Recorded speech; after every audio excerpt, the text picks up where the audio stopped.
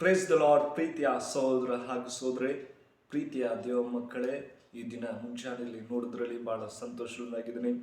Shalom, ನಿಮಗೆ ಸಮಾಧಾನ ಉಂಟಾಗಲಿ. ಪ್ರೀತಿಯ ದೇವ ಮಕ್ಕಳೇ, ಈ ದಿನಗಳಲ್ಲಿ ಅದ್ಭುತವಾಗಿ ನಮ್ಮನ್ನು ಕಳೆದ ವಾರೆಲ್ಲ ಅದ್ಭುತವಾಗಿ ಕಾಪಾಡಿಕೊಂಡು ಈ ನೂತನ ದೇವರ ಕೃಪೆ ವರಗಳಿಂದ ನಿಮ್ಮನ್ನೆಲ್ಲರೂ ನೋಡೋದ್ರಲ್ಲಿ ಬಹಳ ಸಂತೋಷವಾಗಿದ್ದೇನೆ.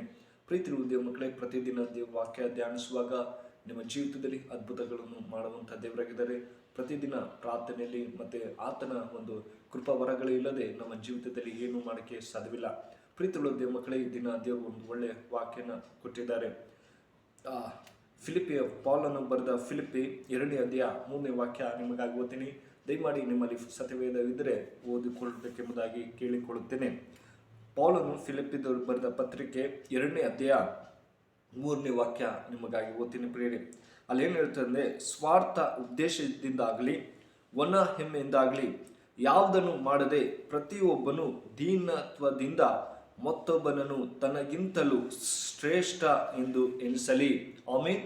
ಏನಂತಂದ್ರೆ ಪೌಲನು ಫಿಲಿಪಿಯರು ಹೇಳ್ತಾನೆ, ದೀನತೆಯಿಂದ ನೀವು ಜೀವಿಸಿರಿ. ಮತ್ತೇನಂತಾರೆ, ಒಣ ಹೆಮ್ಮೆಯಿಂದ ನೀವು ಯಾವುದನ್ನು ಮಾಡದೇ ಇರಬಾರ್ದಂತೆ. ನಾವು ಒಣ ಹೆಮ್ಮೆಯಿಂದ ಯಾವುದೇ ಕೆಲಸ ಮಾಡಬಾರ್ದು ಅಂತ ಹೇಳ್ತಾರೆ.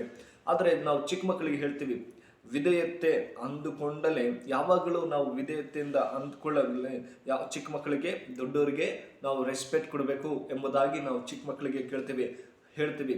ಅವರು ಕೇಳ್ತಾರೆ. ಅದೇ ಥರ ಯೌವನಸ್ಥ ಈ ದಿನಗಳಲ್ಲಿ ನೋಡೋದಾದ್ರೆ, ವಿಶೇಷವಾಗಿ ಯೌವನಸ್ಥರು ತಮ್ಮ ತಂದೆ ತಾಯಿಗಳನ್ನ ಮಾತು ಕೇಳದೆ ತಮ್ಮ ಇಷ್ಟ ಬಂದ ಹಾಗೆ ಜೀವಿಸ್ತಾರೆ. ಯೌವನಸ್ಥರು ಹಿರಿಯರಿಗಾಗಲಿ ಅಥವಾ ಕಿರಿಯರಿಗಾಗಿ ಅವರು ವಿಧೇಯತೆಯಿಂದ ನೋಡಿಕೊಳ್ಳಲ್ಲ ಪ್ರಿಯರೇ. ಆದರೆ ದೇವ್ರ ವಾಕ್ಯ ಹೇಳ್ತದೆ, ನೀವು ದೀನತ್ವದಿಂದ ಜೀವಿಸ್ರಿ ಎಂಬುದಾಗಿ ದೇವ್ರ ವಾಕ್ಯ ಹೇಳ್ತದೆ. ಪ್ರೀತಿಯ ದೇವ ಮಕ್ಕಳೇ, ಅದೇ ಥರ 1ನೇ ಪೇತ್ರ 5ನೇ ಅಧ್ಯಾಯ 5ನೇ ವಾಕ್ಯ ಓದುವುದಾದ್ರಲ್ಲಿ, ನೀವೆಲ್ಲರೂ ದೀನತೆ ಎಂಬ ವಸ್ತ್ರವನ್ನು ಧರಿಸಿಕೊಂಡು ಒಬ್ಬೊಬ್ಬರಿಗೂ ಅಧೀನರಾಗಿರಿ ಎಂದು ಹೇಳುತ್ತಾನೆ. ಹೌದು ಪ್ರೀತಿಯ ದೇವ ಮಕ್ಕಳೇ, ನಾವು ಪ್ರತಿಯೊಬ್ಬೊಬ್ಬರಿಗೂ ದೀನತೆ ಒಂದು ವಸ್ತ್ರವಾಗಿದೆ. ಈ ಒಂದು ವಸ್ತ್ರ ನೋಡೋದಾದ್ರೆ, ಒಂದು ಅಂಗಡಿಯಲ್ಲಿ ಒಂದು ಒಳ್ಳೆ ವಸ್ತ್ರ ಇರುತ್ತೆ ಪ್ರಿಯರೇ. ಈ ಡ್ರೆಸ್ ಚೆನ್ನಾಗಿದೆ, ಈ ಡ್ರೆಸ್ ಉಟ್ಕೊಂಡ್ರೆ ನನಗೆ ತುಂಬ ಇಷ್ಟವಾಗುತ್ತೆ ಎಂಬುದಾಗಿ ನಾವು ನೋಡ್ಬೋದು. ಅದೇ ಥರ ನಮಗೂ ದೇವರು ಒಂದು ವಸ್ತ್ರ ಕೊಟ್ಟಿದ್ದಾರೆ. ಏನಂದ್ರೆ ದೀನತ ವಸ್ತ್ರ ಎಂಬುದಾಗಿ. ನಾವು ಯಾವಾಗಲೂ ದೀನರಾಗಿ ಇರಬೇಕು, ಇನ್ನೊಬ್ಬರಿಗೆ ತೊಂದರೆ ಕೊಡಬಾರದು ಎಂಬುದಾಗಿ ಹೇಳ್ತಾರೆ. ಅದೇ ಥರ ಹಿರಿಯರಿಗೆ ಅಧೀನವಾಗುವುದಕ್ಕಿಂತಲೂ ಯೌವನಸ್ಥರಿಗೆ ಅಧೀನವಾಗುವುದಕ್ಕೆ ಹೆಚ್ಚು ಪರಿವರ್ತನೆ ಅವಶ್ಯವಾಗಿದೆ. ಯೌವನಸ್ಥರು ಹಾಗೂ ನೋಡಿ, ಯೌವನಸ್ಥರಿಗೆ ವಿಶೇಷವಾಗಿ ಏನಂದ್ರೆ, ನಾವು ಯೌವನಸ್ಥರಾಗಿರುವಾಗ ನಮ್ಮ ಜೀವಿತದಲ್ಲಿ ನಾವು ದೀನತೆ ಉಳ್ಳವರಾಗಿರ್ಬೇಕು ಪ್ರಿಯರೇ. ಅಯ್ಯೋ, ನಾನು ತಂದೆ ತಾಯಿ ಮಾತು ಕೇಳಲ್ಲ, ನಾವು ಹಿರಿಯರಿಗೆ ಮಾತು ಕೇಳಲ್ಲ ಎಂಬುದಾಗಿ ನಾವು ಇರಬಾರ್ದು. ನಾವು ಎಲ್ಲರಿಗೂ ಮಾತನ್ನ ಕೇಳಬೇಕೆಂಬುದಾಗಿ ದೇವ್ರು ಹೆಚ್ಚಿಸ್ತಾ ಇದ್ದಾರೆ.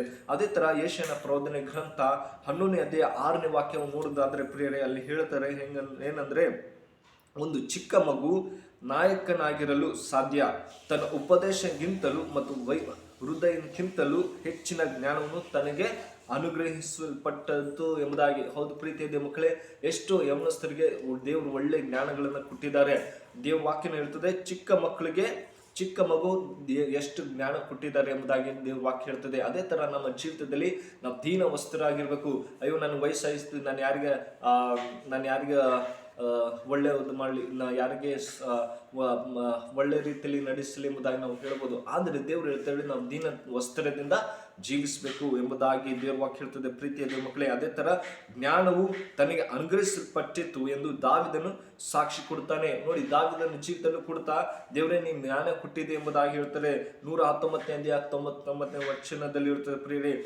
ಮತ್ತೆ 100ನೇ ವಾಕ್ಯದಲ್ಲೂ ಅಂತ್ಯ ಕಾಲದ ಭಕ್ತಿ ಸಂಜೀವದಲ್ಲಿ ಹಿರಿಯರಿಗೆ ಸಿಗುವಂತ ಕನಸುಗಳು ಎಂಬುದಾಗಿ, ಅವಾಗಿನ ಕನಸುಗಳನ್ನ ಸಿಗುವಂತ ದೇವರು ಯೌವನಸ್ಥರಿಗೆ ದರ್ಶನಗಳು ಆಗುವವು ಎಂಬುದಾಗಿ. ಹೌದು ಪ್ರಿಯ ಮಕ್ಕಳೇ, ದರ್ಶನ ಯೌವನಸ್ಥರಿಗೆ ಆಗ್ತಿದೆ.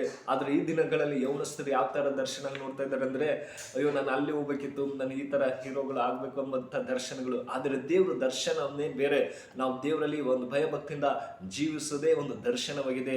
ಇನ್ನೊಬ್ಬರಿಗೆ ವಿಧೇಯತೆಯಿಂದ ನಡೆಯುವುದೇ ಅದು ಒಂಥರ ದರ್ಶನವಾಗಿದೆ. ಪ್ರೀತಿಯ ದೇವ ಮಕ್ಕಳೇ, ನಾವು ತಂದೆ ತಾಯಿ ಪ್ರೀತಿಸಲ್ಲ, ನಾವು ಮನೆಗಳಿಗೆ ಚಿಕ್ಕ ಮಕ್ಕಳಿಗೆ ನಾವು ದೀನತೆ ತೋರಿಸಲ್ಲ. ಆದರೆ ದೇವರು ದರ್ಶನ ಕೊಡುವಂಥ ದೇವರಾಗಿದ್ದಾನೆ. ಎಷ್ಟು ಒಳ್ಳೆಯ ನಮ್ಮ ದೇವರು ಎಂಬುದಾಗಿ ನೋಡ್ತೇವೆ ಪ್ರೀತಿಯ ಮಕ್ಕಳೇ.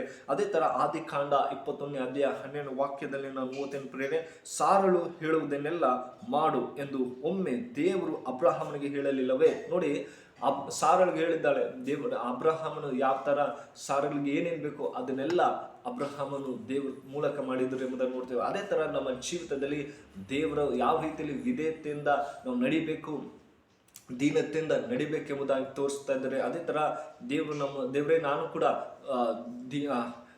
ಏನಂತೆ ದೀನತ್ವದಿಂದ ನಾನು ನಡೆಯುವಂತೆ ಸಹಾಯ ಮಾಡಪ್ಪ, ಇನ್ನೊಬ್ಬರಿಗೆ ಒಳ್ಳೆ ರೀತಿಯಲ್ಲಿ ರೆಸ್ಪೆಕ್ಟ್ ಕೊಡ್ತೀನಿ, ಇನ್ನೊಬ್ಬರಿಗೆ ಒಳ್ಳೆ ಮಾರ್ಗದಲ್ಲಿ ನಡೆಸ್ತೀನಿ ಎಂಬುದಾಗಿ ಕೇಳುವಾಗ ದೇವ್ರ ನಿಶ್ಚಯವಾಗಿ ಈ ವಾಕ್ಯ ನಿಮ್ಮ ಜೀವಿತದಲ್ಲಿ ಆಶೀರ್ವದಿಸಿ ಕಾಪಾಡಿ.